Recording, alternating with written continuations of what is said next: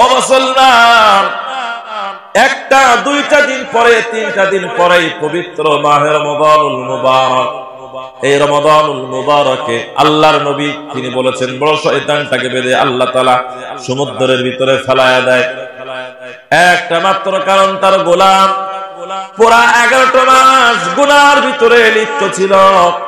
একটা মাসের ভিতরে আমার বান্দারা শয়তানের ওয়াসওয়াসা থেকে যদি পৃথক থেকে রমজানুল মুবারকে সারাটা দিন না খেয়ে রোজা রাখবে, স্ত্রীর কাছে না গিয়ে সিয়াম সাধনা পালন করবে, আর সেহরির সময়, ইফতারের সময়, সালাতুত তারাবির পরে শুধু তাই নয়, আমার বান্দা রোজা রাখা অবস্থায়, সিয়াম সাধনা করা অবস্থায় যে কোনো সময় চোখের পানি ছেড়ে দিয়ে খালিস ভাবে যদি তওবা করে আমার কাছে যদি আমার বান্দা দোয়া করে, আমি আল্লাহ পাক রব্বুল আলামিন বান্দার তওবা কবুল করব, দোয়া কবুল করব এবং গুনাহগুলো maaf করে দিব।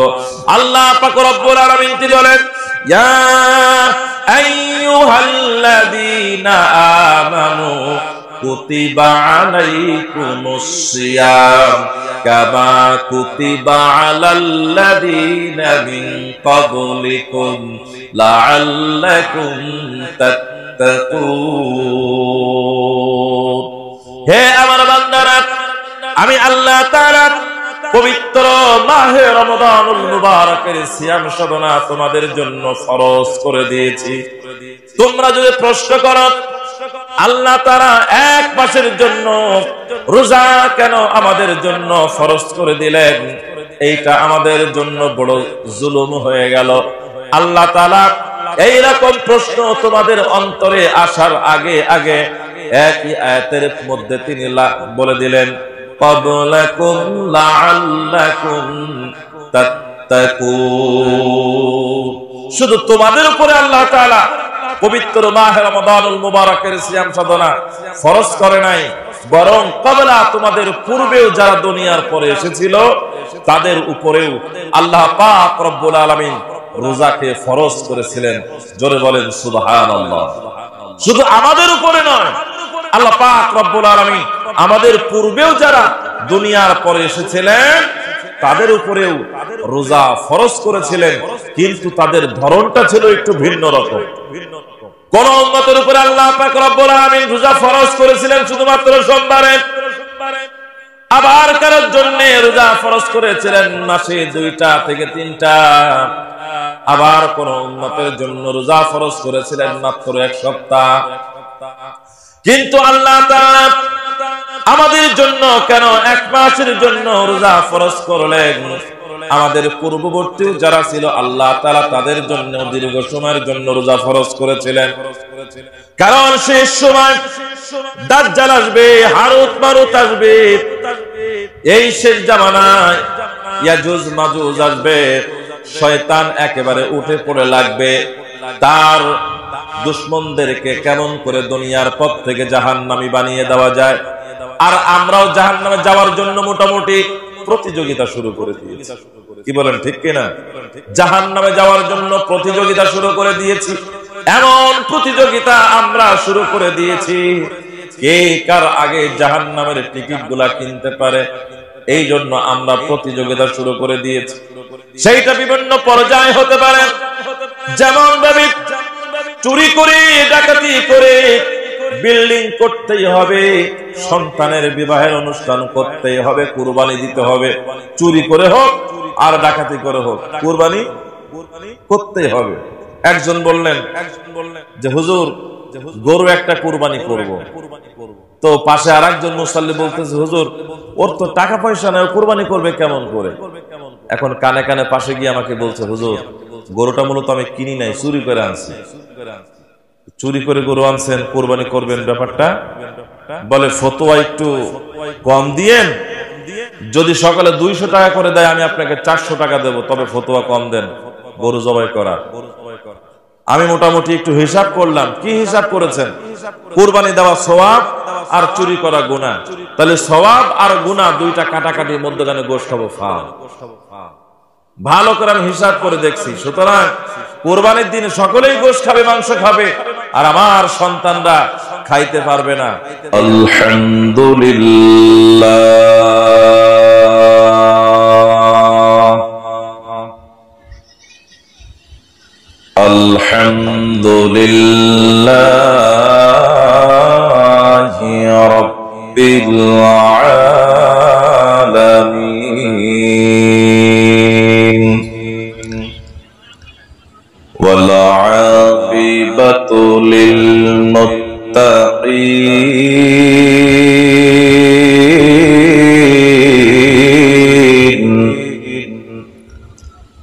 والصلاة والسلام على سيد الأنبياء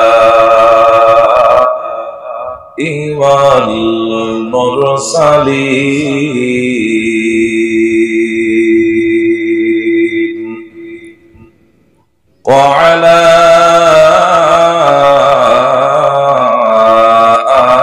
آله وأصحابه أجمعين عما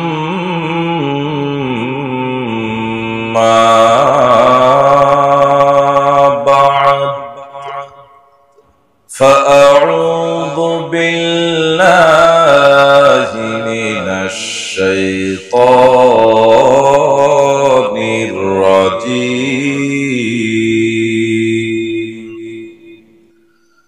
بسم الله الرحمن الرحيم إن الله وملائكته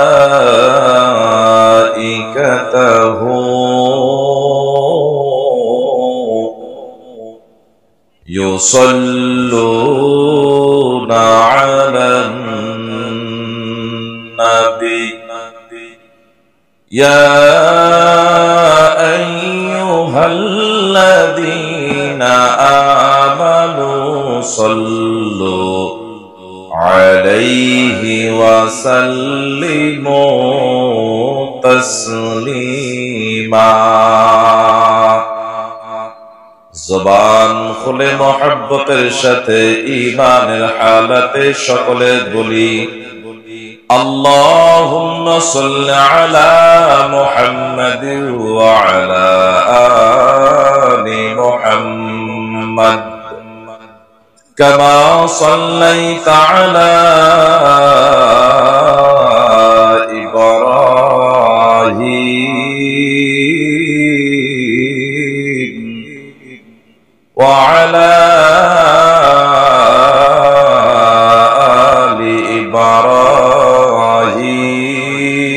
إبراهيم إنك حميد مجيد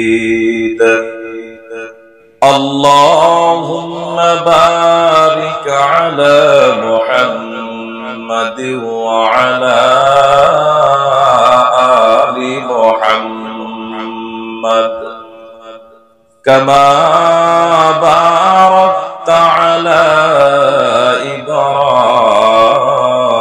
إبراهيم وعلى آل إبراهيم إنك حميد مجيد بلغ العلا بكماله كشف الدجى بجماله حسنت جميع خصاله صلوا عليه وآله بلغ العلا بكماله كشف الدجى بجماله حسنت جميع خصاله صلوا عليه وآله কতই যে সুন্দর এই ধরা সাজিয়েছে প্রভু কুদরত দ্বারা কেহই তো তা পারিবে না অন্তর যে জুড়িয়ে যায় খোদ প্রভুই তো করেছে সবই যেন করি উপাসনা তার খোদ প্রভুই তো করেছে সবই যেন করি উপাসনা তার কত লক্ষ তারা ওই আকাশ ভরা মিটি মিটি জলে ওহে দেখে রে তোরা কত লক্ষ তারা ওই আকাশ ভরা মিটি মিটি জলে ওহে দেখে রে তোরা চলছে সবে নিজ নিজ পথে গোলাচ্ছে না ধাক্কা কারো সাথে পেরিয়ে যাই হাজার বছর করছে না তারা কোনো কছর কেহই তো তা পারিবে না অন্তর যে জুড়িয়ে যায় খোদ প্রভুই তো করেছে সবই যেন করি উপাসনা তার খোদ প্রভুই তো করেছে সবই যেন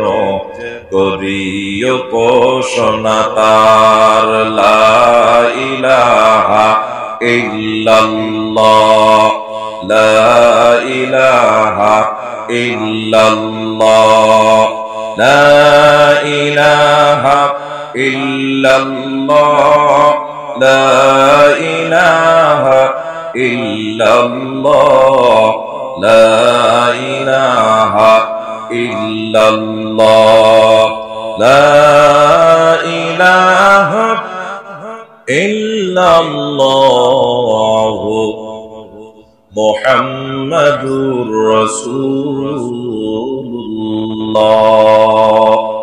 সুবহানাকা লা ইলমা লানা ইল্লা মা 'আল্লামতানা ইন্নাকা আনতাল আলীমুল হাকীম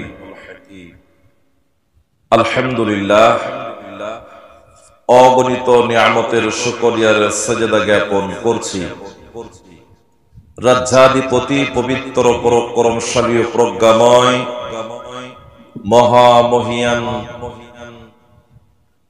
পরম দয়ালু অতি মেহেরবান আল্লাহ পাক রব্বুল আলামিনের বারগাহে সকল শুকরিয়ার সাজদা জ্ঞাপন করছি লক্ষ কোটি দুরূদ ও সালাম পাঠ করছি মানবতার মুক্তির দিশারি মানবতার মুক্তির কান্ডারি হযরত মুহাম্মদুর রাসূলুল্লাহ সাল্লাল্লাহু আলাইহি ওয়াসাল্লাম নবীজির উপর মাওলাই করিম আল্লাহ পাক রব্বুল আলামিন আজ 30 মার্চ 2022 ইংরেজি 16 চৈত্র 1428 বাংলা এবং 26 শাবান 1443 হিজরি রোজ বুধবার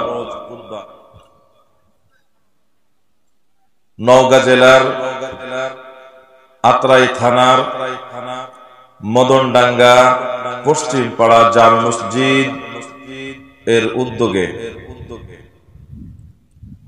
বিরাট ইসলামী জলসার সম্মানিত সুযোগ্য দক্ষ সভাপতি জনাব মোহাম্মদ জাহের আলী প্রামাণিক সহকারী অধ্যাপক বান্দাইখাড়া ডিগ্রি কলেজ আত্রাই নওগাঁ আজকের মাহফিলে আমার পূর্বে যিনি আলোচনা করেছেন আজকের মাহফিলের দ্বিতীয় আলোচক জনাব মাওলানা মোহাম্মদ জেজারুল ইসলাম জেজার, শিক্ষক, সিম্বা কওমি মাদ্রাসা, রানীনগর, নওগাঁ। আজকের মাহফিলের প্রধান অতিথি, বিশেষ অতিথিবৃন্দ, দূর দূরান্ত থেকে আগত কোরআনের প্রেমিকগণ, বিশেষ করে কলিজার টুকরা আমার যুবক ভাইয়েরা, সমবয়সের বন্ধুগণ, সুদূর গাজীপুর থেকে আজকে আপনাদের এখানে তাশরীফ এনেছেন বাংলাদেশের সুনামধন্য কণ্ঠশিল্পী জনাব হাফেজ দাউদ আফনান, বাংলাদেশের সুপরিচিত মুখ কারি দোলাল ব্যাপারী এবং বাংলাদেশের সুপরিচিত কণ্ঠের অধিকারী জনাব মোহাম্মদ তানভীর ইসলাম তাজ, এবং আপনাদের এলাকার সন্তান যিনি আপনাদের মাহফিলকে সফল করার জন্য অক্লান্ত পরিশ্রম করেছেন, কণ্ঠশিল্পী জনাব মোহাম্মদ জুয়েল উদ্দিন প্রামাণিক সহ দূর দূরান্ত থেকে কোরআনের কথাগুলো শ্রবণ করার জন্য আজকের মাহফিলে যারা উপস্থিত হতে পেরেছেন, পর্দার আড়ালে অবস্থানরত সম্মানিতা মা ও বোনেরা যারা উপস্থিত হতে পেরেছেন, মাইকের আওয়াজ যত দূরে যাচ্ছে সকলের জন্য আল্লাহ পাকের শুকরিয়া, আল্লাহ পাকের কাছে দোয়া করি আল্লাহ তাআলা কোরআনুল কারীমের কথাগুলো চমৎকার ভাবে বলা এবং শোনার তৌফিক আমাদেরকে দান করুন। আল্লাহ সুবহানাহু ওয়া তাআলা আমাদেরকে আল্লাহ পাক রব্বুল আলামিনের দ্বীনের জন্য কবুল করুন। মনটা খুলে সিনার সবটুকু আওয়াজ উজাড় করে দিয়ে বলেন আমিন। আরো আওয়াজ করে বলেন আমিন। আল্লাহ পাক রব্বুল আলামিন মহাগ্রন্থ আল কোরআনুল কারীমের ভিতরে তিনি বলেন, ইয়া আইয়ুহান নাসু উবুদু রাব্বাকুমুল্লাযী খালাকাকুম ওয়াল্লাযীনা মিন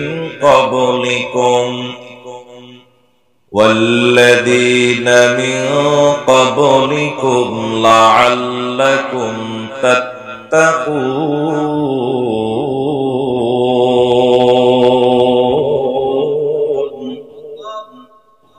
হে মানব সমাজ, হে মানব সমাজ, তোমাদের জন্য আল্লাহ পাক রব্বুল আলামিনের পক্ষ থেকে মেসেজ,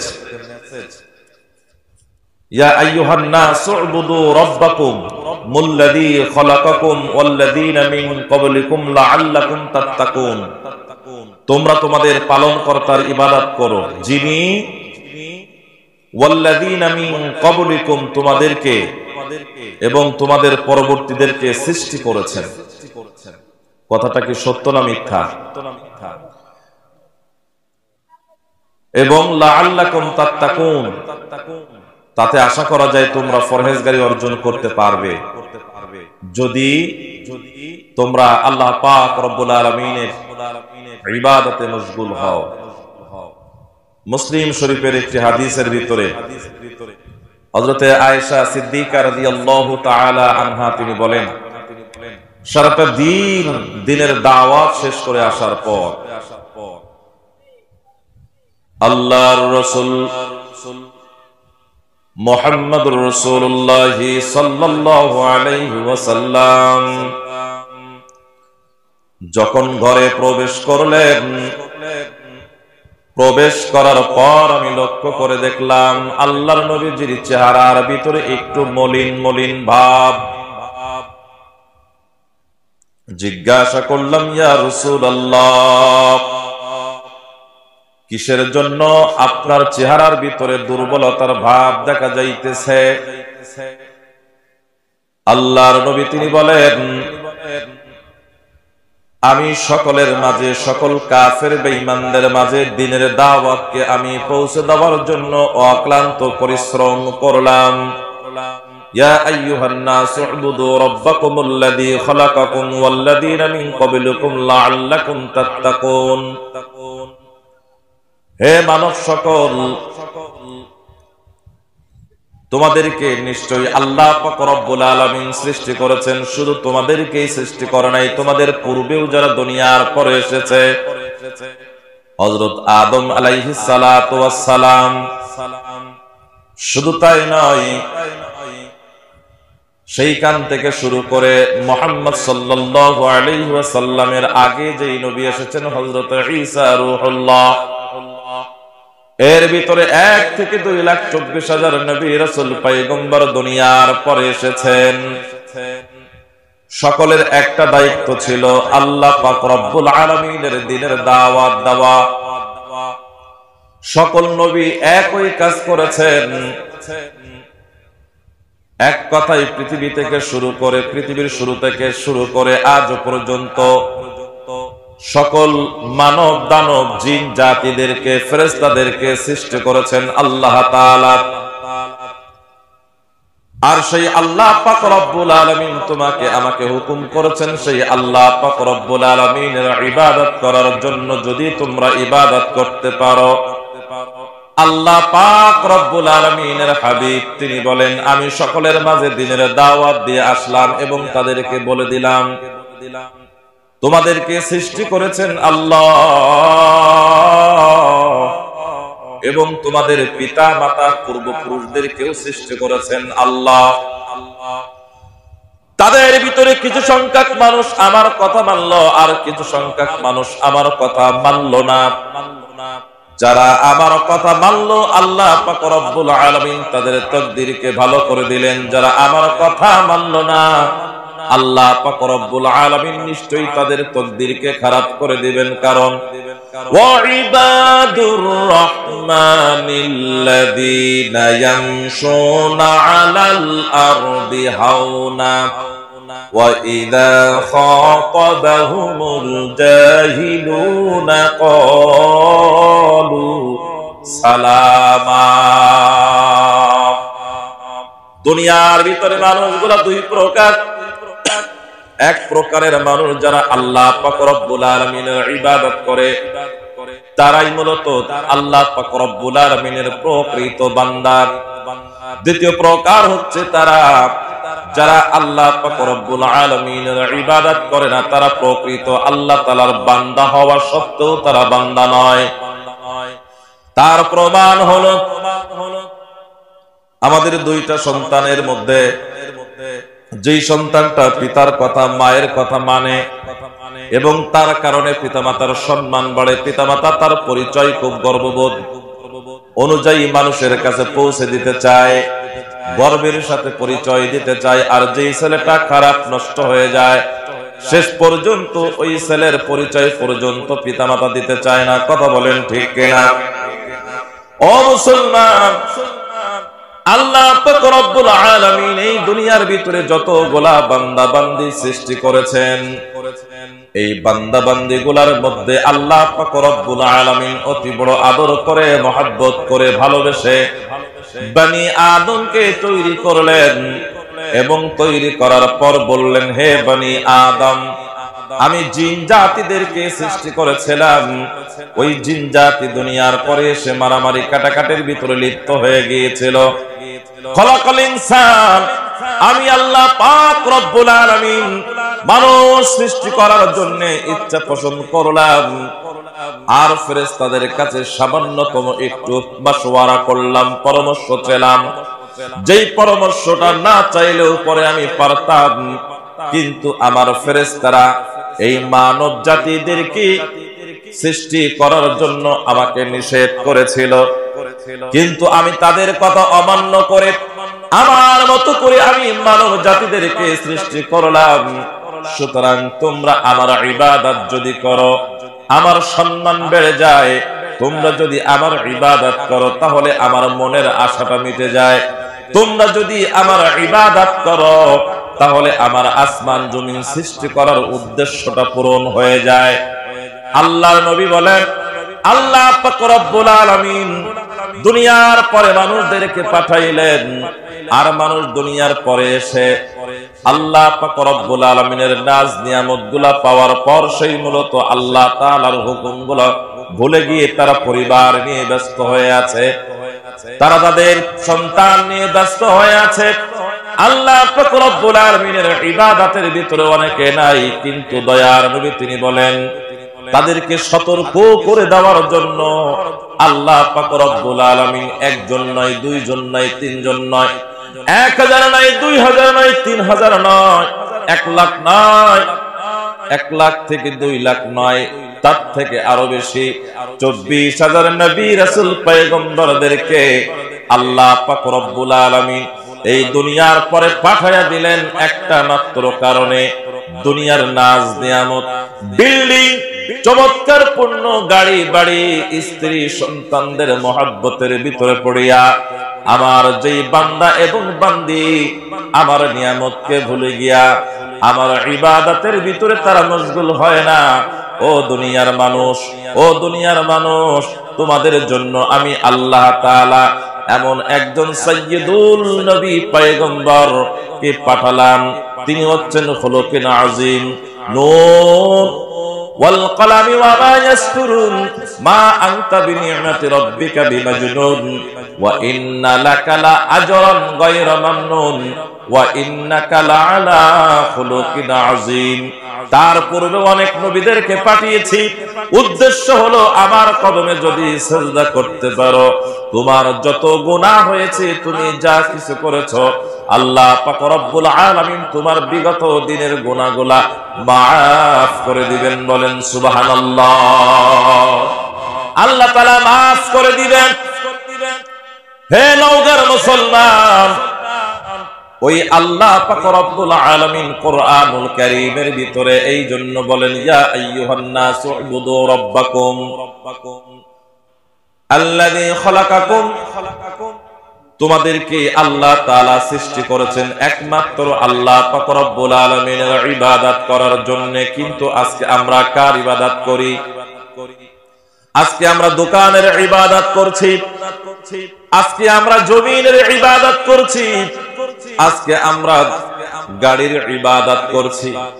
আবার আমাদের ভিতরে এমন কিছু লোক আছে যারা খাজা বাবার ইবাদত করে, যারা মূর্তির ইবাদত করে। এটা হচ্ছে মুসলমানদের ভিতরে। মুসলমানদের বাইরেও কিন্তু অনেকগুলা দল রয়েছে, অনেক ধর্ম অবলম্বী রয়েছে, যারা একমাত্র আল্লাহ পাক রব্বুল আলামিনের ইবাদতকে বাদ দিয়া গায়রুল্লাহর ইবাদত করতেছে। অথচ আল্লাহ পাক রব্বুল আলামিন বললেন আল্লাযী খালাকাকুম, তোমাদেরকে সৃষ্টি করেছেন আল্লাহ তাআলা তার ইবাদত করার জন্য। যদি তার ইবাদত তোমরা করতে পারো লাআল্লাকুম তাত্তাকুন, তাহলে তোমরা মুত্তাকি হয়ে যেতে পারবে। আর মুত্তাকি হতে পারলেই আল্লাহ পাক রব্বুল আলামিন তোমাদের জন্য জান্নাতের ব্যবস্থা করে দিবেন। বলেন সুবহানাল্লাহ। কি করবেন? জান্নাতের ব্যবস্থা করবেন। ওই আল্লাহ পাক রব্বুল আলামিনের সেই পয়গম্বর যখন আয়েশার ঘরে প্রবেশ করলেন, চেহারাটা অনেক মলিন। জিজ্ঞাসা করলেন ইয়া রাসূলুল্লাহ, কিসের জন্য আপনার চেহারাটা মলিন করে আপনি ঘরের ভিতরে প্রবেশ করলেন? আল্লাহর নবী তিনি বলেন, দিনের দাওয়াত নিয়ে যখন আমি মানুষের কাছে যাই, মানুষ তখন আমার দিনের দাওয়াত গুলো অনেকে গ্রহণ করে, অনেকে গ্রহণ করে না।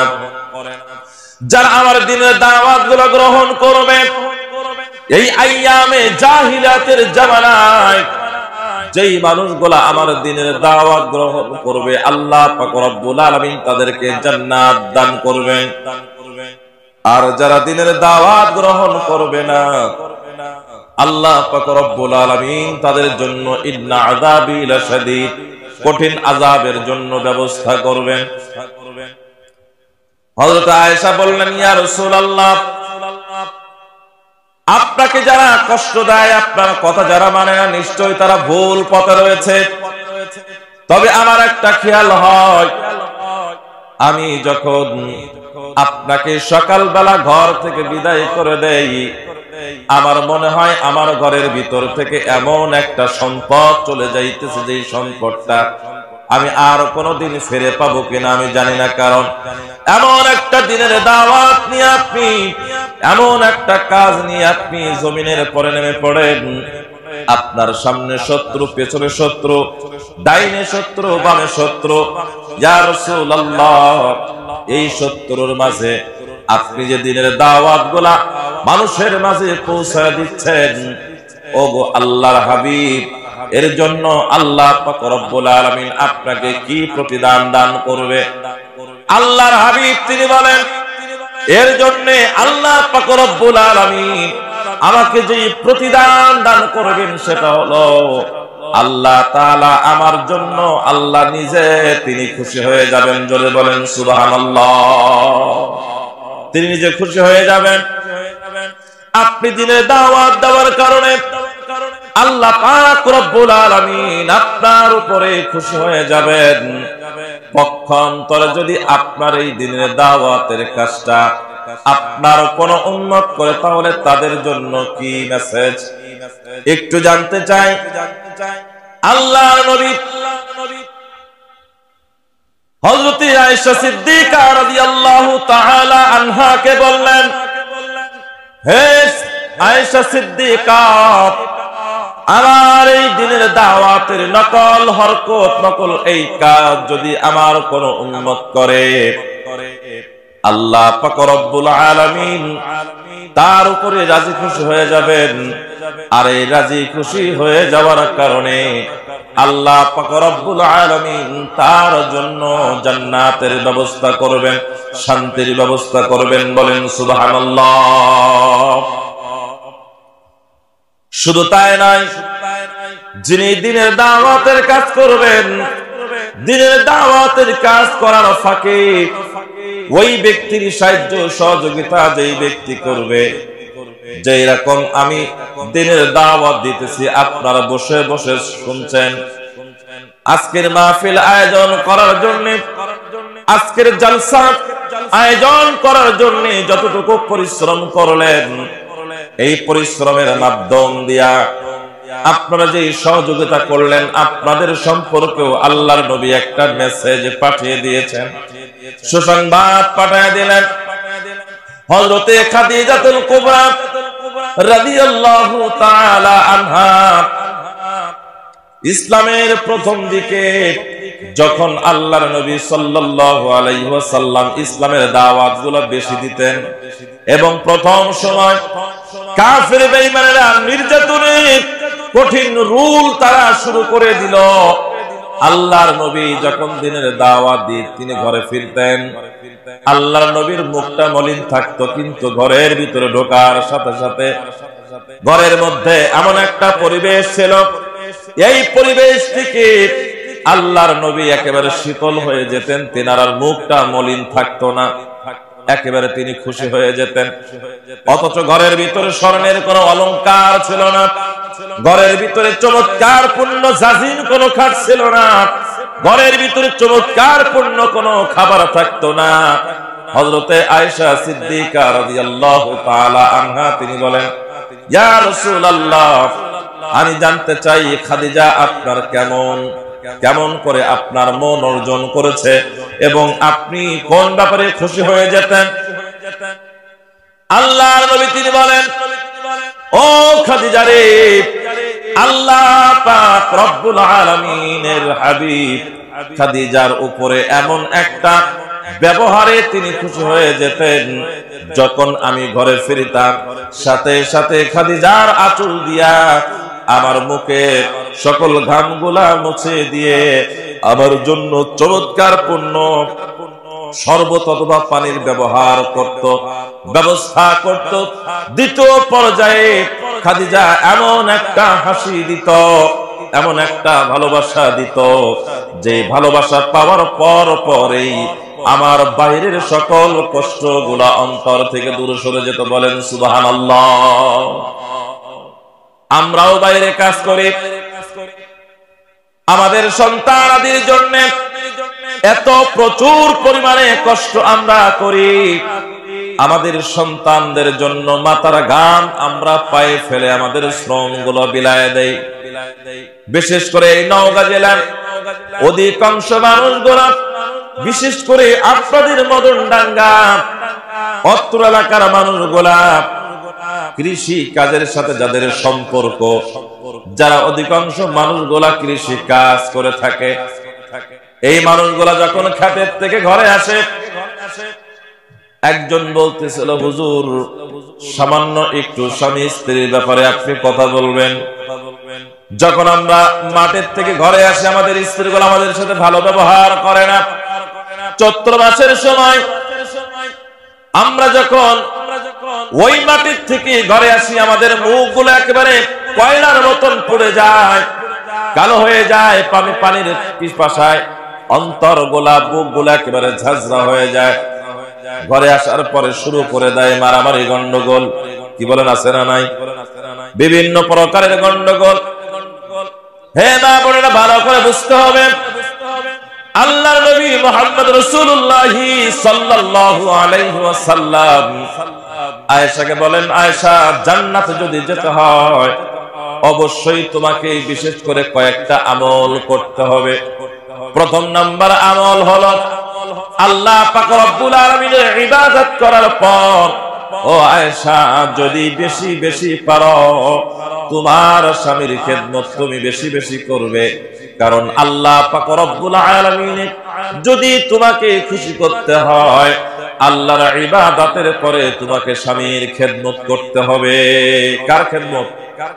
স্বামীর খেদমত করতে হবে। সম্মানিত মা বোনেরা,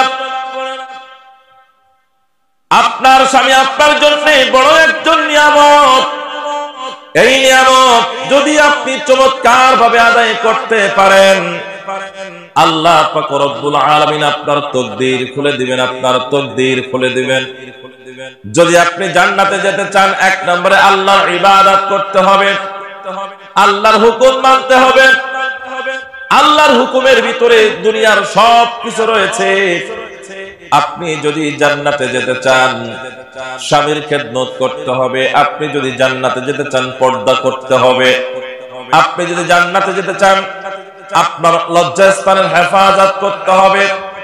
আপনি যদি জান্নাতে যেতে চান, অবশ্যই অবশ্যই আপনার স্বামীর সম্পদের হেফাজত করতে হবে। সাথে সাথে স্বামীদের জন্য আল্লাহ নবী সাল্লাল্লাহু আলাইহি ওয়াসাল্লাম তিনিও একটা মেসেজ তিনি জানায় দিলেন। হে দুনিয়ার মানুষ, ভালো করে মনে রাখবে, সন্তান, সম্পদ এবং আপনার কাছে যে দিন দেওয়া হয়েছে, আপনার কাছে যে সন্তান দেওয়া হয়েছে, এই চারটা জিনিস আপনার কাছে বড় আমানত। বিশেষ করে চারটা জিনিস, আপনার বিবি এবং আপনার সন্তান এবং আপনার কাছে যে অর্থ দেওয়া হয়েছে এবং আপনার কাছে দুনিয়ার পরে যেই দিন দেওয়া রয়েছে, এই চারটা জিনিস আপনার কাছে বড় আমানত।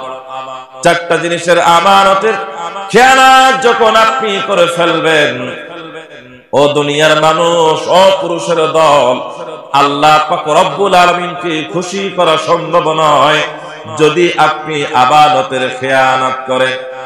আল্লাহ পাক রব্বুল আলামিন আপনাকে আমাকে দুনিয়ার পরে সৃষ্টি করেছে। আল্লাহ পাক রব্বুল আলামিনের ইবাদত করার জন্য। যদি কোনো বান্দা বান্দি আল্লাহর ইবাদত করতে পারো, আল্লাহ পাক রব্বুল আলামিন তোমার আমার জন্য কল্যাণ রেখেছেন। আর চূড়ান্ত সব থেকে বড় কল্যাণ হলো আল্লাহ পাকের জান্নাত। চিৎকার মেরে বলেন সুবহানাল্লাহ। মালি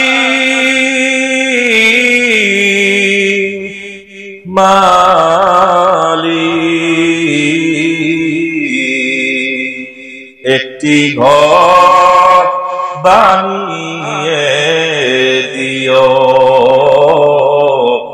একটি ঘর বানিয়ে দিও। মালিক তুমি জান্নাতে, তোমার কাছে আমার একটি ঘর বানিয়ে দিও, একটি ঘর বানিয়ে দিও। যারা আল্লাহ পাক রব্বুল আলামিনের ইবাদত করবে, আল্লাহ পাক রব্বুল আলামিন তাদের জন্য কল্যাণ রেখেছেন। আর সেই কল্যাণের ভিতরে উল্লেখযোগ্য কল্যাণ হলো আল্লাহ পাক রব্বুল আলামিন তাদের জন্য জান্নাতের ব্যবস্থা করেছেন। একটু আওয়াজ করে বলেন সুবহানাল্লাহ। জান্নাতে কি আমরা সকলে যেতে চাই না? কারা কারা জান্নাতে যেতে চান? নারায়ে তাকবীর। আল্লাহ পাক আমাদের কবুল করুন বলুন আমিন।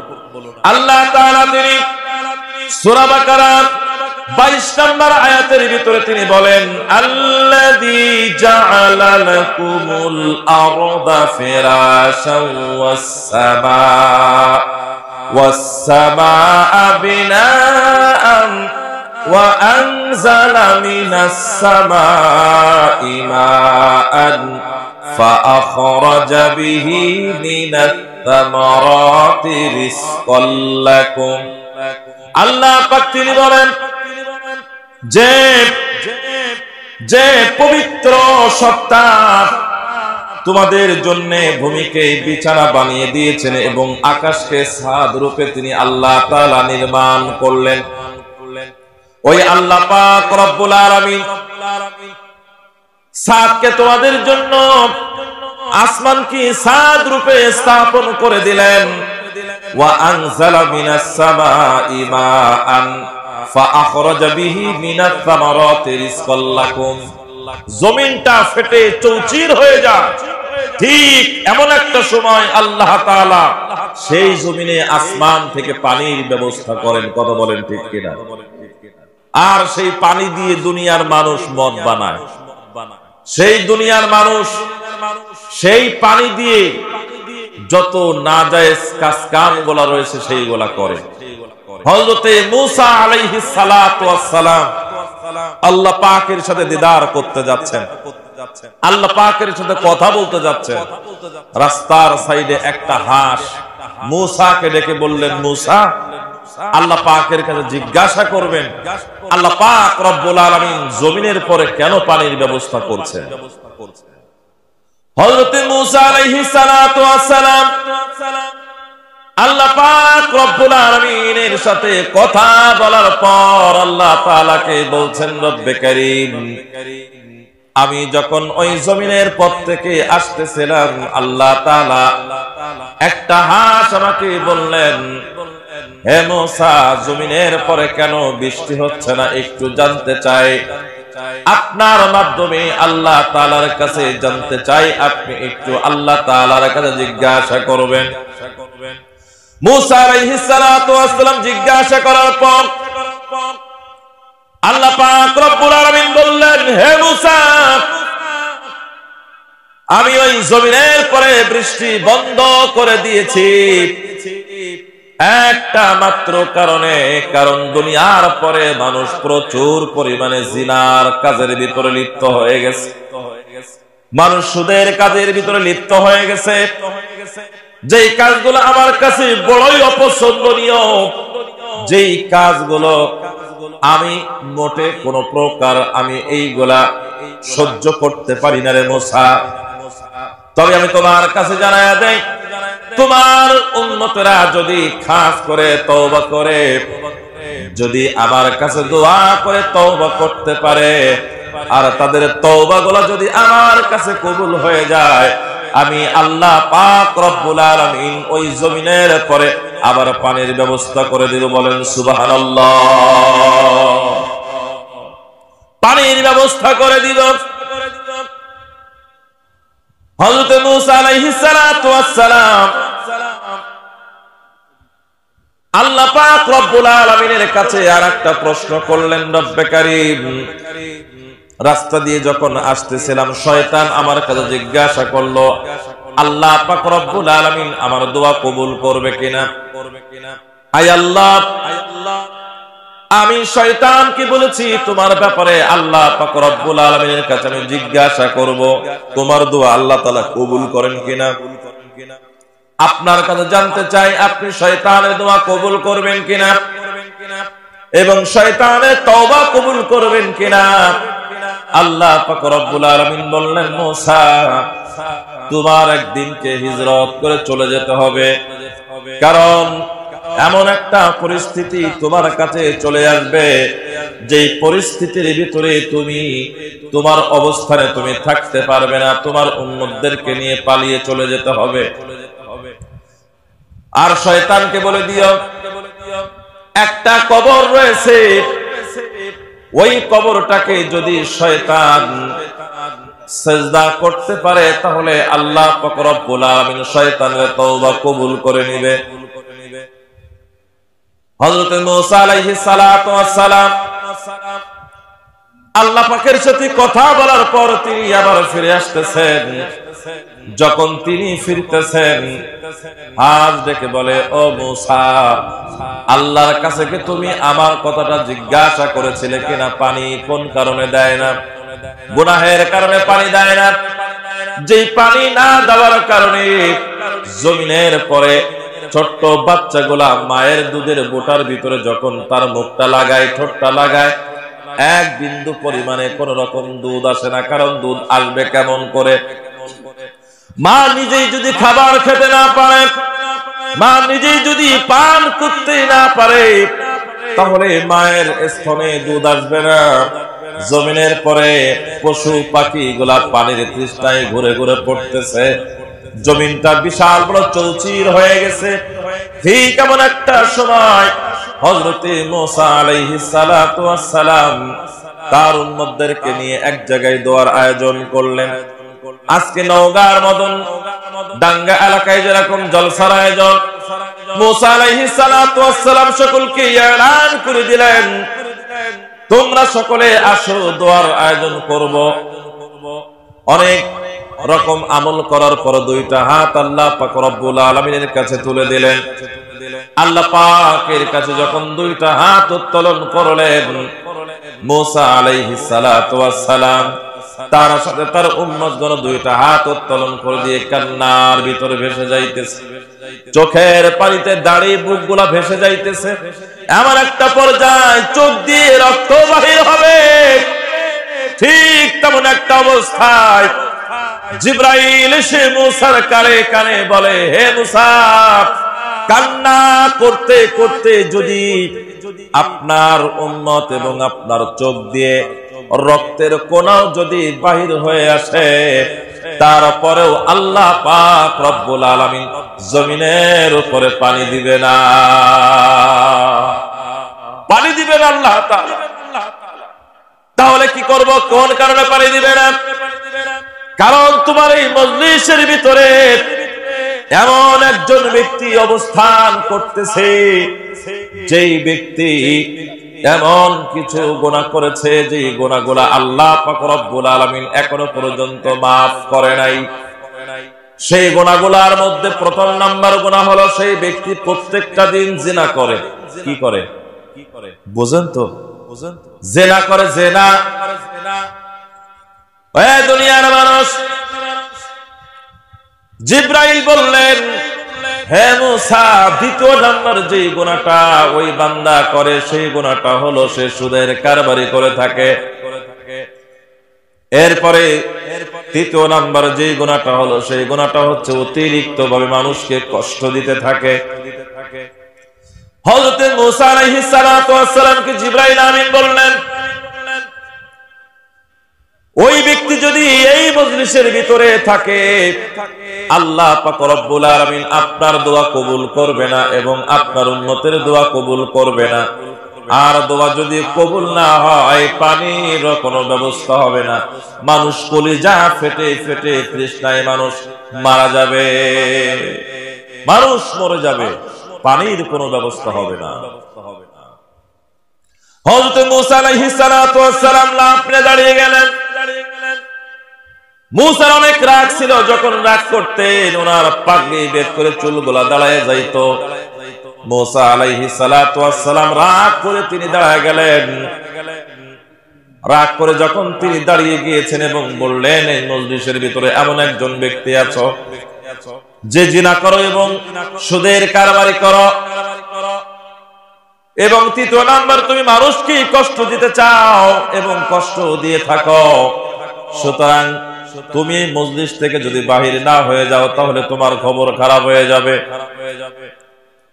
আল্লাহর ওই বান্দা তিনি টেনশনে পড়ে গেলেন।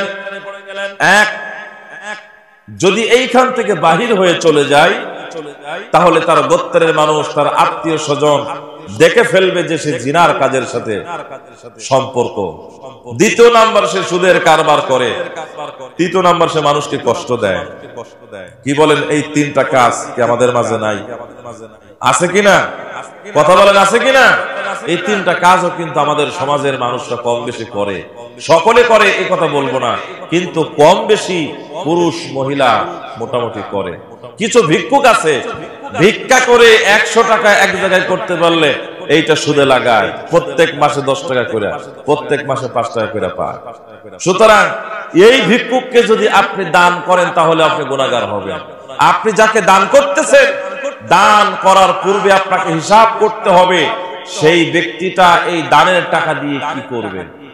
আপনি যাকে দান করতেছেন সেই ব্যক্তি যদি দানের টাকা দিয়ে নেশা কিনে খায়, এমনও রয়েছে গাবতলী শহর অঞ্চলের এবং বিভিন্ন শহর অঞ্চলের কিছু ফকির মিসকিন রয়েছে যারা তাদেরকে দান করে, ওই দানের টাকা দিয়ে তারা নেশা কিনে খায়। কি বলেন, আছে না নাই? অনেক এরকম ভাবে পাওয়া যায়। হযরত মূসা আলাইহিস সালাতু ওয়াস সালাম তার উম্মতকে বললেন, এইখান থেকে, এই মজলিস থেকে যদি উঠে না যাও তাহলে আমার পক্ষ থেকে তুমি কোনো ভালো ব্যবহার পাবে না। আমি তোমার সাথে খুব ভালো খারাপ ব্যবহার করব। কারণ হইতেছে তোমার কারণে আমার অত্র এলাকার মানুষগুলা কষ্ট পাইতেছে পানির জন্য। আর আল্লাহ পাক রব্বুল আলামিন বলেন, মিনাস সামাই, ওই আসমান থেকে আমি পানির ব্যবস্থা করি। এই পানিটা এমন মিষ্টি পানি, এই মিষ্টি পানি যদি একটা মরা জমিনের উপরে পড়ে, এই পানির মাধ্যমে আল্লাহ তাআলা এত রহমতের ব্যবস্থা করে দিয়েছেন। এই পানির মাধ্যমে আল্লাহ পাক রব্বুল আলামিন জমিনের উপরে লক্ষ লক্ষ বরকত দান করে। বলেন সুবহানাল্লাহ। পানি না হলে দুনিয়ার পরে কিছু হবে না। পানি যদি বন্ধ করে দেওয়া হয়, দুনিয়া একেবারে মরুভূমি হয়ে যাবে। দুনিয়ায় ফসলাদি কোনো কিছুই হবে না। এই জন্য পানি আমাদের জন্য বড় নিয়ামত। সেই পানির ভিতরে আমাদের সন্তানরা নেমে, মুরব্বীরা নেমেও আবার অনেকে প্রস্রাব করে দেয়। কি বলেন, আছে কিনা? পানির ভিতরে নেমে প্রস্রাব করে, এটা বড় গুনাহের কাজ। পানির ভিতরে ছোট ছোট কিছু মাখলুক থাকে যেগুলো প্রস্রাব করার অবস্থায় ওইখান থেকে প্রবেশ করার শক্তি তাদের রয়েছে। এবং পানির ভিতরে মূলত প্রস্রাব করলে কয়েকটা গুনাহ হয় এবং কয়েকটা ক্ষতি হয়। তার ভিতরে প্রথম নাম্বার ক্ষতি হচ্ছে মানুষের ক্যান্সার হওয়ার সুযোগ রয়েছে। হযরত মূসা আলাইহিস সালাতু ওয়াস সালাম যখন বিকট ভাবে, শক্ত ভাবে তিনি বলে দিলেন, ঠিক তেমন একটা সময় আল্লাহর ওই বান্দা তিনি চিন্তা করতেছেন, যদি এইখান থেকে আমি উঠে চলে যাই তাহলে আমার কওমের মানুষ আমাকে দেখে ফেলবে। শুধু তাই নয়, আমি যে জিনা করি, আমি যে সুদ খাই, আমি যে মানুষকে কষ্ট দিয়ে আমাকে মাফ করে ফেলবে। শুধু তাই নয়, আমি বড় অপমান হয়ে যাব। আর যদি এই মজলিস থেকে যদি আমি না উঠি, কিছুক্ষণের ভিতরে যদি আল্লাহ তাআলা আমার সম্পর্কে মূসাকে বলে দেয় সেই ব্যক্তি অমুক ব্যক্তি, তাহলে মূসা আমাকে জীবনে বাঁচায় রাখবে না, একেবারে মেরে ফেলে দিবে। এখন আমি কি করব? কোন দিকে আমি যেতে পারি না। শেষ পর্যন্ত তিনি চিন্তা করে দেখলেন, তওবা ছাড়া কোনো উপায় নাই। তওবা করতে হবে, আল্লাহ পাক রব্বুল আলামিনের কাছে মাফ চাইতে হবে। কারণ যখন আপনার দুনিয়ার সকল দরওয়াজাগুলা বন্ধ হয়ে যায়, এই দুনিয়ার মানুষ, আপনি যখন চেয়ারম্যান সাহেবের কাছে গিয়েছেন, মেম্বার সাহেবের কাছে গিয়েছেন, এলাকার ধনী মানুষের কাছে গিয়েছেন, এলাকার গণ্যমান্য ব্যক্তির কাছে আপনার অসুস্থ সন্তানটাকে নিয়ে গিয়েছেন, আপনার অসুস্থ স্ত্রীকে নিয়ে গিয়েছেন, আপনার কোন জরুরাত মেটানোর জন্য গিয়েছে। দুনিয়ার মানুষগুলো যখন আপনাকে ফিরাইয়া দিবে, আপনার যখন আর কোনো পথ থাকবে না, আপনি যদি ওই দুইটা হাত দিয়া ভালো করে তওবা করে আল্লাহ পাক রব্বুল আলামিনের কাছে যদি দুইটা হাত উত্তোলন করে দেন, আল্লাহ পাক রব্বুল আলামিন তিনি বলেন, বান্দা হাজার গুনাহ করেছো কিন্তু ইন্নাহু হুয়াত তাওয়াবুর রহিম, আমি তওবা কবুলকারী, তওবা কবুল করে থাকি। তুমি যখন আমার কাছে তওবা করবে মন খুলে, আমি তোমার তওবা কবুল করে নিব। হযরতে মূসা আলাইহিস সালাতু ওয়াস সালামের সেই উম্মত গোপনে গোপনে ওইখানে বসে তিনি আল্লাহ তাআলার কাছে এমন কি কথা বললেন, সাথে সাথে আসমান থেকে এমন প্রচুর পরিমাণে বৃষ্টি হলো, একেবারে ক্ষেত খামার গুলা পরিপূর্ণ হয়ে পানিগুলা উতলায় পড়ে যাইতেছে। হযরতে মূসা আলাইহিস সালাতু ওয়াস সালাম আল্লাহকে বললেন, রব্বে কারীম, কিছুক্ষণ আগে আপনি বললেন জমিনের পরে কোনো বৃষ্টি হবে না, আবার আপনি এখন বৃষ্টির ব্যবস্থা করে দিলেন, ব্যাপারটা বুঝলাম না।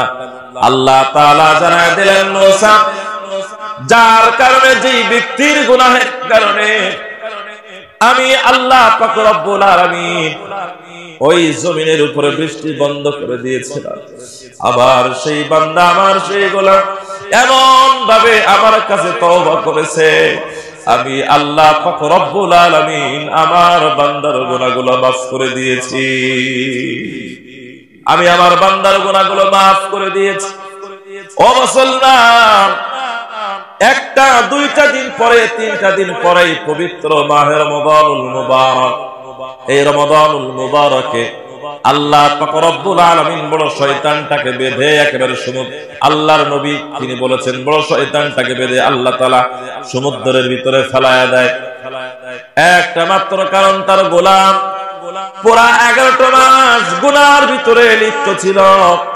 একটা মাসের ভিতরে আমার বান্দারা শয়তানের ওয়াসওয়াসা থেকে যদি পৃথক থেকে রমজানুল মুবারকে সারাটা দিন না খেয়ে রোজা রাখবে, স্ত্রীর কাছে না গিয়ে সিয়াম সাধনা পালন করবে, আর সেহরির সময়, ইফতারের সময়, সালাতুত তারাবির পরে শুধু তাই নয়, আমার বান্দা রোজা রাখা অবস্থায়, সিয়াম সাধনা করা অবস্থায় যে কোনো সময় চোখের পানি ছেড়ে দিয়ে খালিস ভাবে যদি তওবা করে আমার কাছে যদি আমার বান্দা দোয়া করে, আমি আল্লাহ পাক রব্বুল আলামিন বান্দার তওবা কবুল করব, দোয়া কবুল করব এবং গুনাহগুলো maaf করে দিব। আল্লাহ পাক রব্বুল আলামিন তিনি বলেন, ইয়া আইয়ুহাল্লাযীনা আমানু কুতিবা আলাইকুমুস সিয়াম কামা কুতিবা আলাল্লাযীনা মিন ক্বাবলিকুম লাআল্লাকুম তাত্তাকুন। হে আমার বান্দারা, আমি আল্লাহ তাআলা পবিত্র মাহে রমাদানুল মুবারকের সিয়াম সাধনা তোমাদের জন্য ফরজ করে দিয়েছি। তোমরা যদি প্রশ্ন করো আল্লাহ তাআলা এক মাসের জন্য রোজা কেন আমাদের জন্য ফরজ করে দিলেন, এইটা আমাদের জন্য বড় জুলুম হয়ে গেল। আল্লাহ তাআলা এইরকম প্রশ্ন তোমাদের অন্তরে আসার আগে আগে একই আয়াতের মধ্যে তিনি বলে দিলেন, ক্বাবলাকুম লাআল্লাকুম তাত্তাকুন। শুধু তোমাদের উপরে আল্লাহ তাআলা পবিত্র মাহে রমাদানুল মুবারকের সিয়াম সাধনা ফরজ করে নাই, বরং ক্বাবলা তোমাদের পূর্বেও যারা দুনিয়ার পরে এসেছিল তাদের উপরেও আল্লাহ পাক রব্বুল আলামিন রোজাকে ফরজ করেছিলেন। জোরে বলেন সুবহানাল্লাহ। শুধু আমাদের উপরে নয়, আল্লাহ পাক রব্বুল আলামিন আমাদের পূর্বেও যারা দুনিয়ার পরে এসেছিলেন তাদের উপরেও রোজা ফরজ করেছিলেন, কিন্তু তাদের ধরনটা ছিল একটু ভিন্ন রকম। কোন উম্মতের উপরে আল্লাহ পাক রব্বুল আলামিন রোজা ফরজ করেছিলেন শুধুমাত্র সোমবারে, আবার কারোর জন্য রোজা ফরজ করেছিলেন মাসে 2টা থেকে 3টা। আবার কোন উম্মতের জন্য রোজা ফরজ করেছিলেন মাত্র 1 সপ্তাহ। কিন্তু আল্লাহ তাআলা আমাদের জন্য কেন 1 মাসের জন্য রোজা ফরজ করলেন? আমাদের পূর্ববর্তী যারা ছিল আল্লাহ তাআলা তাদের জন্য দীর্ঘ সময়ের জন্য রোজা ফরজ করেছিলেন।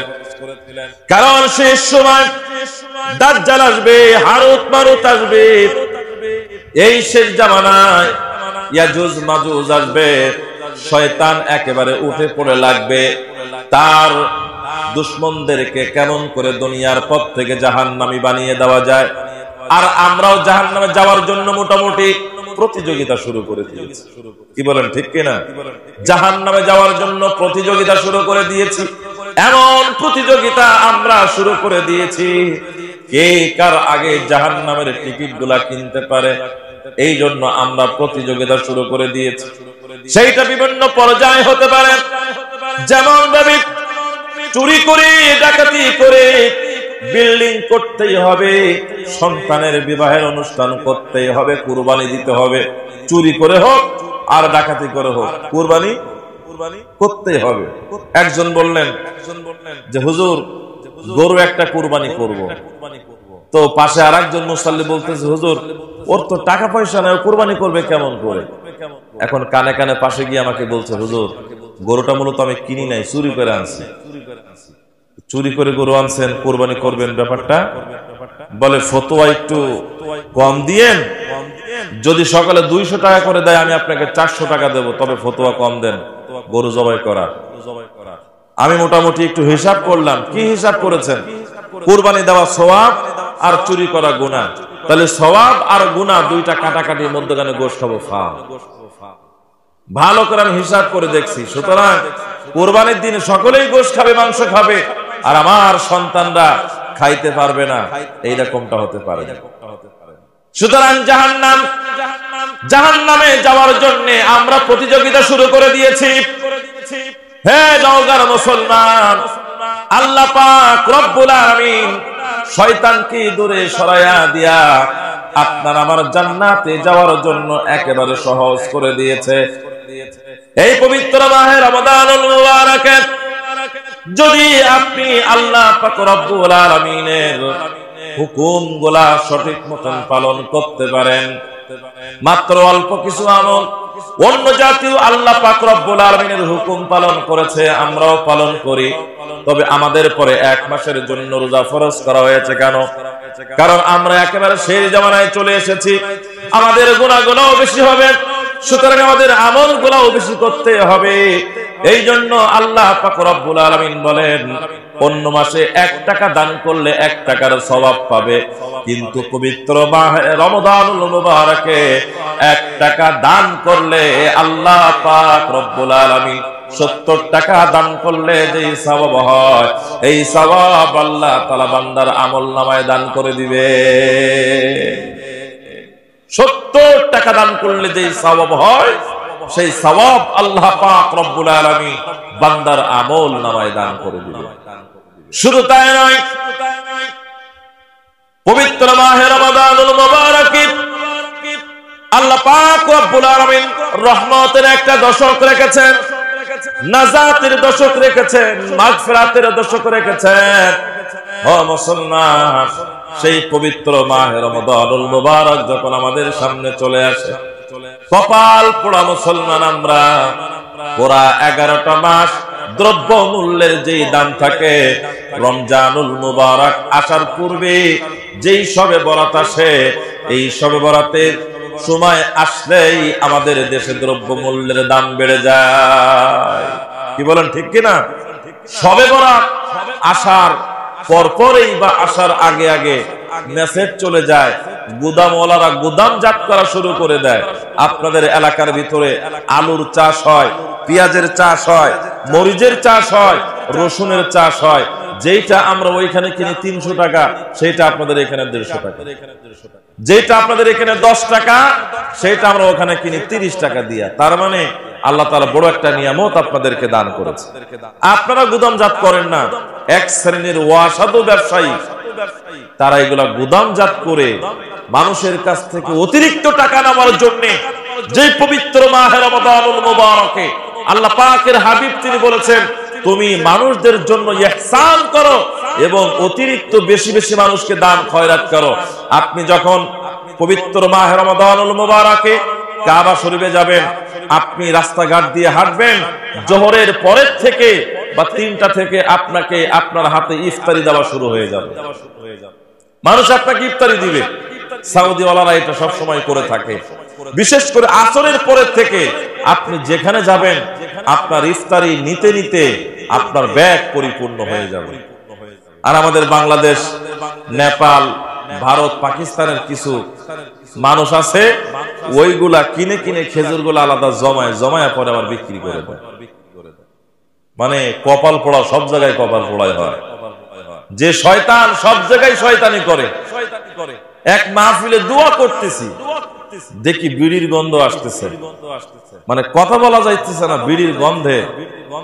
দোয়া শেষ করার পরে পরিচালককে বললাম, কর্তৃপক্ষকে বললাম যে দোয়া করতেছি, এমন সময় বিড়ির গন্ধ আসে। আপনাদের ভিতরে কয়েল জ্বলতে চাই মনে করলাম যে মানুষ ওয়াজ শোনার মাঝে মাঝে বিড়ি খাইতেছে না, কিন্তু না, এটা তো আসলে কয়েলের ধোয়া।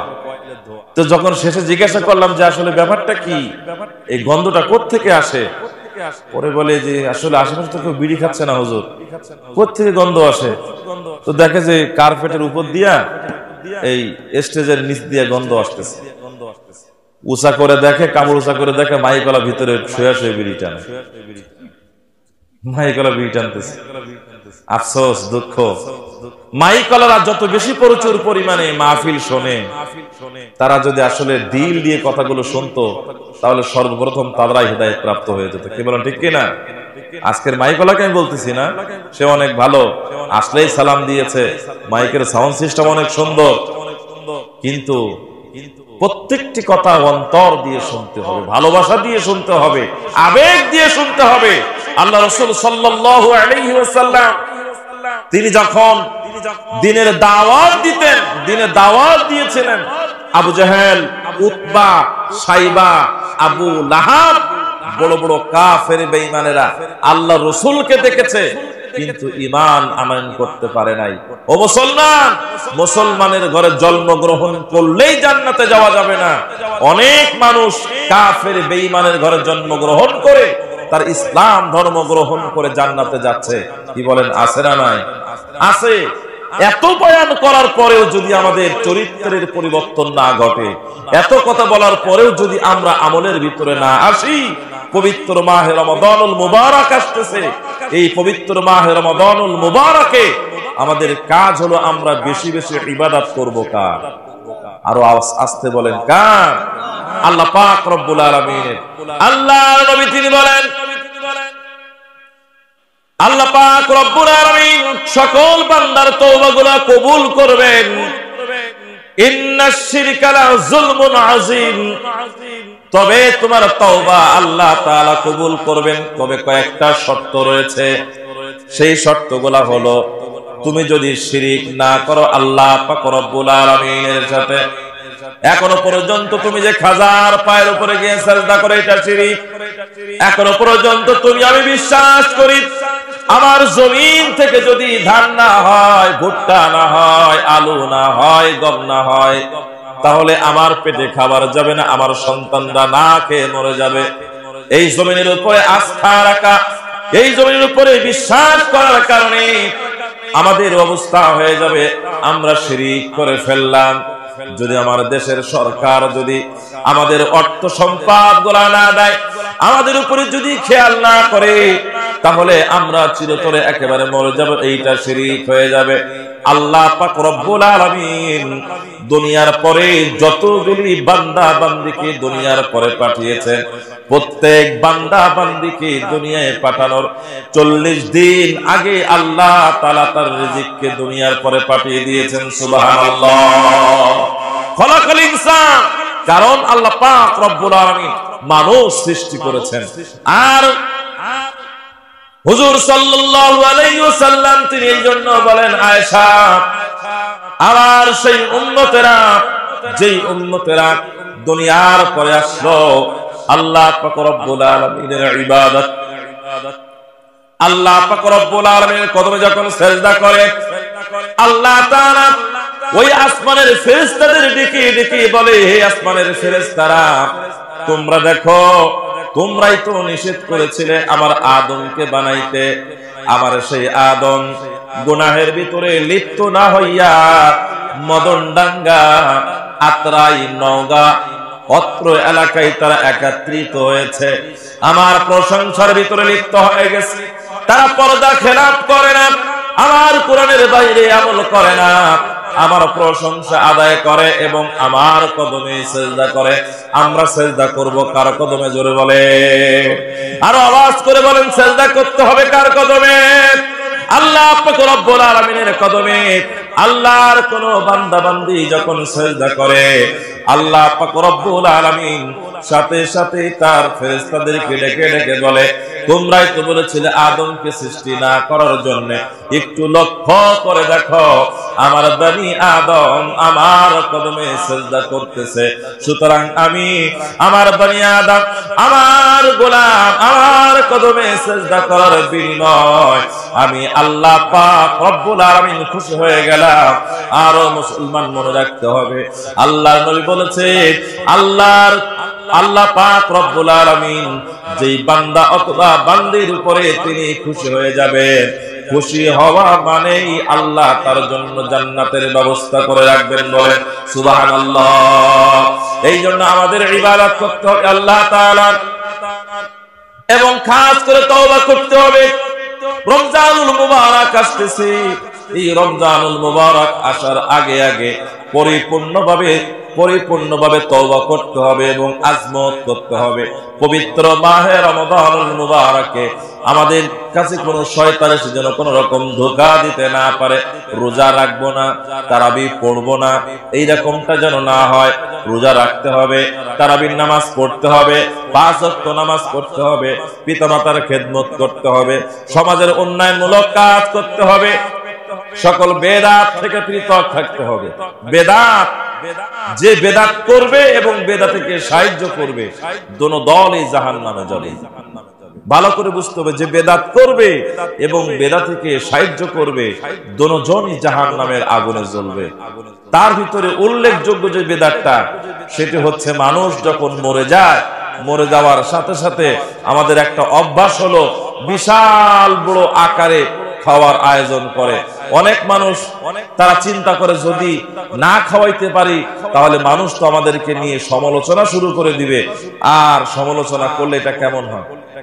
এমনও কথা তো আপনাদের এলাকায় শুনেছি যে মা মরে গেছে, মায়ের জানাজা দেওয়ার মতন আসলে লোক খুঁজে পাওয়া যায় না, সন্তানরা জানাজাটাও ঠিক মতন দিল না, অথচ খাবারের জন্য দৌড়াদৌড়ি শুরু করে দিয়েছে। কবরটা কোন রকম ভাবে দিয়ে খাওয়ানোর জন্য শুরু করে দিয়েছে, কারণ খাওয়াইলেই মানুষ প্রশংসা করে। আবার এক শ্রেণীর হুজুর, এক শ্রেণীর মানুষ ফতোয়া দেওয়া শুরু করে, হুজুর আপনারা যে খাওয়ার বিরুদ্ধে এরকম ভাবে ফতোয়া দেন, খাওয়ানো কি এটা কোনো ইবাদত না? এটা কি কোনো ভালো কাজ না? হ্যাঁ, অবশ্যই ভালো কাজ, অবশ্যই ভালো কাজ। খাওয়ানো অবশ্যই ভালো কাজ, কিন্তু আপনি তো আপনার বাবা মা, আপনার সন্তান, আত্মীয় স্বজন মরে যাওয়ার পরেই আপনি খাওয়ান, মরে যাওয়ার আগে খাওয়ান না কেন? এবং যদি খাওয়াইতেই মনে চায়, আপনার আমার বাসায় যখন ফকির মিসকিনরা আসে তখন খাওয়ান না কেন? মসজিদের ইমাম সাহেবের খাওয়ার কথা বললে তখন আর হয় না। যখন বাবা মরে যায়, যখন মা মরে যায়, যখন ফুফু মরে যায়, পুরা গ্রামবাসীরা দাওয়াত করে খাওয়ায়। উদ্দেশ্যটা কি? উদ্দেশ্য হচ্ছে মানুষ দেখানো। খাওয়ানো এটা অবশ্যই ইবাদতের কাজ, আমলের কাজ। কোন একজন মুমিনকে, কোন একজন গরিবকে খাওয়ানো এটা গুরুত্বপূর্ণ, কিন্তু মরে যাওয়ার পরে কেন? মরে যাওয়ার আগে করেন অথবা অন্য সময় করেন। মনে রাখবেন, একটা বেদাতের আমল করলে পরে সেই ব্যক্তি জাহান্নামে যাবে, এবং ওই বেদাতিকে যে ব্যক্তি সাহায্য করবে সেও জাহান্নামে যাবে। সুতরাং কোন বেদাত করব না, বেদাত করার কোন সুযোগ কাউকে করায় দেওয়ার চেষ্টাও করব না, এবং এই মরা খাবারে আমরা কেউ অংশীদারিত্ব, আমরা কেউ অংশগ্রহণও করব না। মনে থাকবে তো ইনশাআল্লাহ? বলবে হুজুর এতক্ষণ যে সকল কথাগুলো বলেছে খুব ভালো বলেছে, এখন এই খাবার বিরুদ্ধে কথা বলতেছে, আর তো খাইতে পারবো না, এখন তো এগুলো আর ভালো লাগে না। ভাই মনে রাখবেন, আল্লাহ পাক রব্বুল আলামিন যে হুকুমগুলো আমাদের জন্য করলেন, যে হুকুমগুলো আমাদের জন্য করলেন, এই হুকুমগুলা পালন করা হচ্ছে আমাদের গুরুত্বপূর্ণ। আল্লাহ তাআলা আমাদেরকে হুকুম করেছেন ফজরের নামাজ 2 রাকাত পড়ার জন্য। আমরা যদি আবেগের কারণে 6 রাকাত পড়ি, আমাদের নামাজ হবে কিনা? হবে না। আমাদের মাঝে এমনও কিছু মানুষ আছে তারাবির নামাজ 8 রাকাত পড়তে চায়, বলে যে আল্লাহ রাসূল 8 রাকাত তারাবির নামাজ পড়েছেন। মক্কাতুল মুকাররমা কাবা শরীফের নামাজ কয় রাকাত হয়? 20 রাকাত হয়। 20 রাকাত হোক 8 রাকাত হোক, আপনি হাত উপরে বাঁধেন আর নিচে বাঁধেন, আপনি জোরে আমিন বলেন আর আস্তে আমিন বলেন, এইটা আমার বলার কোনো বিষয় নয়। বিষয় হচ্ছে বর্তমান সময় বিশ্বের মানচিত্রে ইসলাম থাকবে কি থাকবে না, সেইটা নিয়ে আমাদের অনেক সন্দেহ, সেইটা নিয়ে আমরা টেনশন করতেছি। আর ঠিক সেই সময় এক পীরের মুরিদ অন্য পীরের মুরিদকে দেখতে পারে না, এক ইসলামিক দলের কর্মী অন্য ইসলামিক দলের কর্মীকে দেখতে পারে না, এক মাযহাবের মানুষ অন্য মাযহাবের মানুষকে দেখতে পারে না। ভাই, আমি সব সময় উপমা দিয়ে বলি, জঙ্গলের ভিতরে 2টা হরিণী লম্বা লম্বা শিং নিয়ে মারামারি গোতাগুতি করা শুরু করে দিয়েছে। যখন তারা গোতাগুতি করতেছে, বাঘ মামার সুযোগ পেয়েছে, আরে ওদেরকে মোটে ধরতে পারি না, আমি একটা লাফ দেই 20 হাত আর তারা একটা লাফ দেয় 21 হাত, সবসময় আমি তাদেরকে থেকে 1 হাত কম থাকি। সুতরাং আজকেই তো সুযোগ পেয়েছে, 2টা গোতাগুতি করতেছে, মারামারি করতেছে, পিছন দিক থেকে গিয়ে আক্রমণ করা শুরু করে দিয়েছে। ঠিক একই অবস্থা আমরা হানাফি, লামাযাবি, সুন্নি, তারপরে ওয়াহাবি এইরকম নাম দিয়ে মুসলমানেরা গন্ডগোল করতেছি। ঠিক তেমন একটা সময় কাফের, বেঈমান, নাস্তিক, বেঈমানেরা, ইহুদিরা আমাদের উপরে নির্যাতন, নিপীড়ন করতেছে। শুধু এতটুকু নিপীড়ন নয়, আপনার কাবাকে ভেঙে দেওয়ার জন্য চক্রান্ত করতেছে, আপনার নবীজির রওজা মুবারককে চুরি করে নেওয়ার জন্য চক্রান্ত করতেছে। হে মুসলমান, সেই সময় মাযহাব নিয়ে আলাদা চক্রান্ত করো না, দলাদলি করো না, সেই সময় একটা দল অন্য দলের সাথে হিংসা করো না। মুসলমান এক হয়ে যাও, মুসলমান মিলে যাও, মুসলমান আল্লাহর কাছে বেশি বেশি দোয়া করতে থাকো, মুসলমান আল্লাহ পাকের কাছে বেশি বেশি দোয়া করতে থাকো। কারণ এই শেষ সময়ে শয়তান আমাদেরকে ধোঁকা দিয়ে জাহান্নামের ভিতরে পাঠিয়ে দিবে, জাহান্নামের ভিতরে পাঠিয়ে দিবে। সুতরাং গুনাহ যা করার করে ফেলেছি, আল্লাহ আমাদের গুনাহগুলো মাফ করে দেন। পবিত্র মাহে রমাদানুল মুবারক আসতেছে, আয় আল্লাহ জমিন দিয়েছেন ইবাদত করার জন্য, আমরা আপনার জমিনে আপনার গোলামি করব। ইহদিনাস সিরাতাল মুস্তাকিম সিরাতাল্লাযীনা আন'আমতা আলাইহিম গায়রিল মাগদুবি আলাইহিম ওয়ালাদ-দাল্লিন।